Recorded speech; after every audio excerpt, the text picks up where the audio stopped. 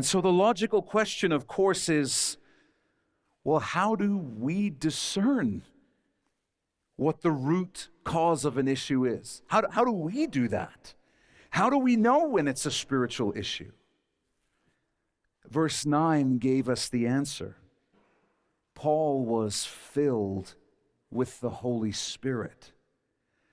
That's how he was able to discern that the issue was spiritual in nature. The Holy Spirit revealed it to him. And Paul was able to hear the voice of the Spirit because he was full of the Spirit.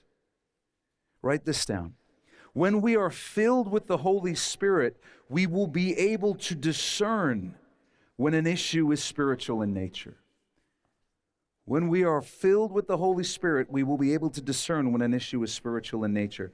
This is a continuation of the issue I sought to highlight in the text of our previous study. We cannot fulfill the ministry that God has given us and called us to apart from His Spirit.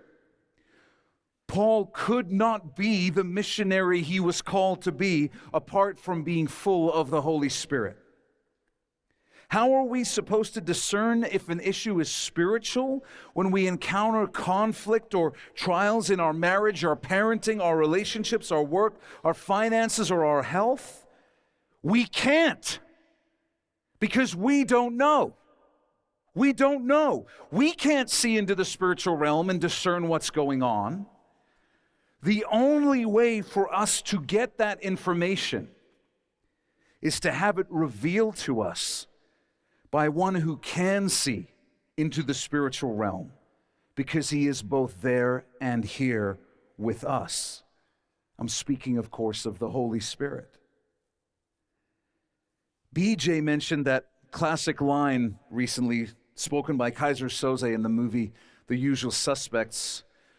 The greatest trick the devil ever pulled was convincing the world he did not exist.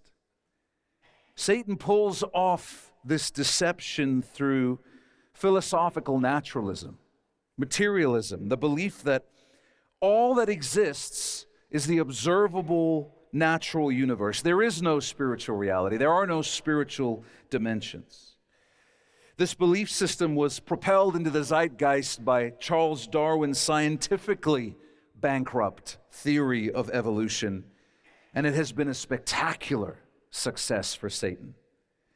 The existential angst, the deep longing for meaning that stirs in the hearts of men and was placed there by God to drive them to pursue the truth and find it, is now dismissed as a psychological condition that must be suppressed with the aid of psychotropic medication. Do you understand that when a person looks at our world and perceives reality clearly with a sober mind, it is reasonable that he be driven to depression? Because that is reality. It is reasonable when a person looks at the pain and suffering and seeming meaninglessness and arbitrary nature of life and concludes this is all meaningless. Because apart from God, it is. And the person who is overcome by that type of sadness and angst and depression is being prepared and softened by the Holy Spirit for the glorious good news of the gospel. But instead,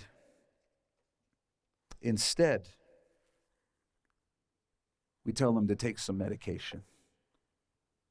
You don't need Jesus, you just need this drug. It'll help you feel better. It will synthesize contentment for your soul. And I despair over how often we, and I include myself in this, speak and act like materialists, when through the Holy Spirit we are offered insight from God Himself. Paul taught this to the Corinthians, writing, "The person without the Spirit does not receive what comes from God's Spirit, because it's foolishness to him. He's not able to understand it, since it is evaluated spiritually."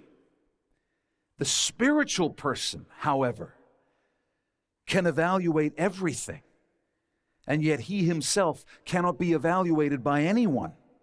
For who has known the Lord's mind that he may instruct him?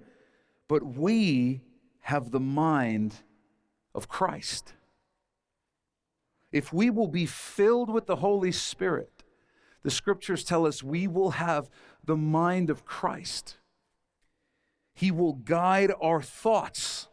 He will speak to us. He will lead us. He will give us discernment. He will give us insight we cannot naturally possess.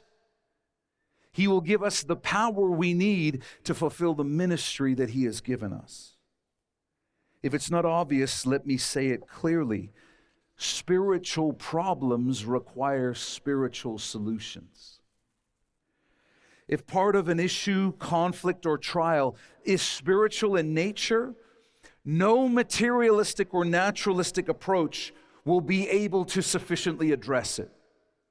It won't.